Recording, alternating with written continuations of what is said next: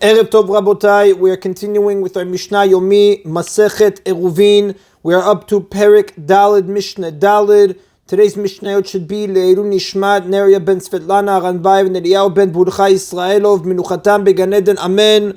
One who was traveling to a particular city and did not reach his destination before Shabbat may designate that city as his Shabbat residence as long as he is within the Tchum of that city before Shabbat begins.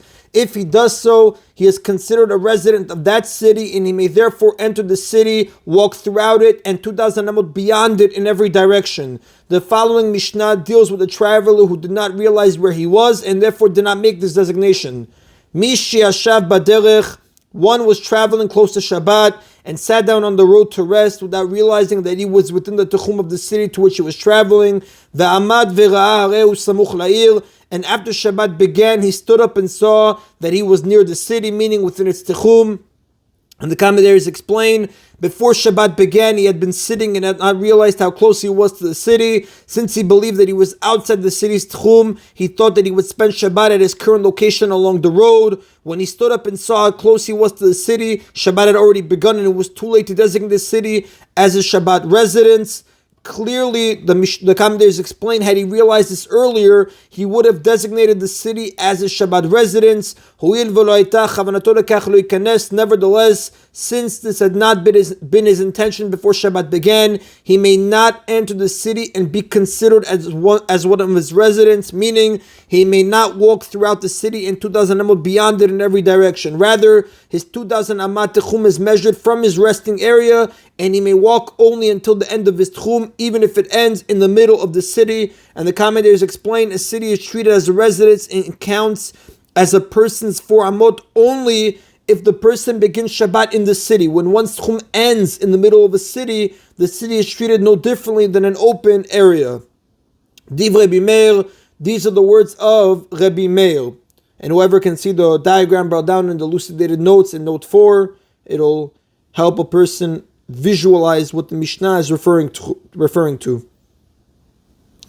Rabbi Yehuda Omer Yikanes, but Rabbi Yehuda says, since he was within the Tchum of the city before Shabbat began, he is considered a resident of the city, therefore he may enter the city and walk throughout it and 2,000 amot beyond it in every direction, which the commentators explain, since he was headed to the city and wished to spend Shabbat there if possible, it can be assumed that had he known before Shabbat that he was within the city's Tchum, he would have designated the city as his Shabbat residence. Since this was his true intent and his decision to spend Shabbat along the road was based on a lack of information, we consider the city as Shabbat residence. This is how the Ritpa explains it on page 45a in Masechet Eruvin. Amar Rabbi Yehuda stated as proof for his view, Maaseh it once happened, V'nichnas Rabbi Tarfon belo mitkaven, that Rabbi Tarfon entered the city on Shabbat, making full use of his tchum, although before Shabbat began, it had not been his intention to reside there. And the commentators explain, Rabbi Tarfon was traveling towards a particular city and was still on the road when Shabbat began. Not realizing that he was within the city's tchum, he thought that he would spend Shabbat along the road. After spending the night outside the city, residents of the city informed him that in fact he was within the city's tchum, and based on this information he entered the city and walked more than 2,000 amot to the city study hall where he lectured for the entire day. And this is how the Gemara explains it on page 45a in Masechet Eruvin. And the Rav tells us, V'alachak Rabbi Yehuda, the Halacha does follow the opinion of Rabbi Yehuda. And that is in Rabotai of Mishnah Dalid. Mishnah Hena continues, if one was far from a city and decided to spend Shabbat on the road, his location at the beginning of Shabbat becomes his Shabbat residence and his tchum is measured from there. Now the first section of the Mishnah discusses whether he needs to have in mind to spend Shabbat where he is in order to establish a Shabbat residence and tchum. One who was asleep on the road before Shabbat began and was not aware that it had become dark and that Shabbat had begun, he has a tchum of 2,000 amot in every direction from his location at the beginning of Shabbat, even though he did not have in mind before Shabbat began to establish that location as his Shabbat residence. Divrei Rabbi Yochanan ben Nuri, these are the words of Rabbi Yochanan ben Nuri. In his view, a person automatically acquires his location as his Shabbat residence, and the Rav explains, just as he holds that an ownerless object acquires its location as its Shabbat residence and may be moved to 2,000 amot in every direction. V'chachamim omrim, but the sages say since he was sleeping when Shabbat began and did not have express intent to spend Shabbat at this location, it does not become his Shabbat residence, which the commentators explain. If he planned on spending Shabbat at his current location and went to sleep before Shabbat began, his location does become his Shabbat residence. And similarly, if he was in a city and was sleeping when Shabbat began, the city is considered his Shabbat residence, since he certainly planned on spending Shabbat there. But again, in this situation, since he was sleeping when Shabbat began and did not have express intent to spend Shabbat at this location, it does not become a Shabbat location.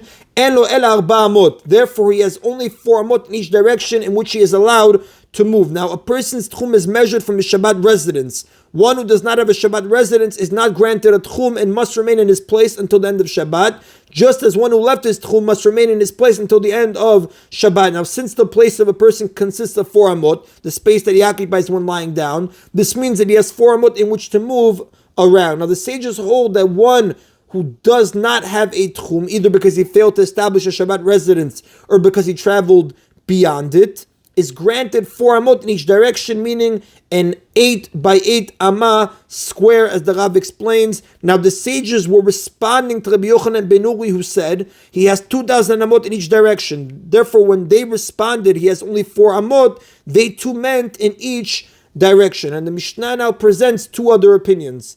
Rabbi Eliezer says he is not granted 4 amot in each direction. Rather, the 4 amot he is granted are measured v'hu be'emtza'atan, with him v'hu be'emtza'an, with him in the middle of them, allowing him 2 amot in each direction. Rabbi Yehuda omer le'ezer ruach shirtzeh yelech. Rabbi Yehuda says he may walk 4 amot in any direction that he chooses. Now, the Rav explains Rabbi Eliezer and Rabbi Yehuda both grant him a square measuring only 4 by 4 amot. However, they disagree how the square is measured. According to Rabbi Eliezer, the location of the person is the center of the square, so that he may walk 2 amot in each direction. Rabbi Yehuda maintains that he may take all 4 amot in one direction and need not measure them with himself at the center. But Rabbi Yehuda agrees that once he chose for himself a set of 4 amot in one direction, either verbally or by walking in a specific direction, he may not retract and choose 4 amot in another direction. And therefore, Rabbi Yehuda agrees with Rabbi Eliezer that he never has more than a total of 4 by 4 amot. Again, like we said, the dispute was how to measure the square, which Rabbi Eliezer says the location of the person is in the center of the square, so he has 2 amot in each direction. And Rabbi Yehuda says that he can take all 4 amot in one direction and doesn't have to measure them with himself at the center.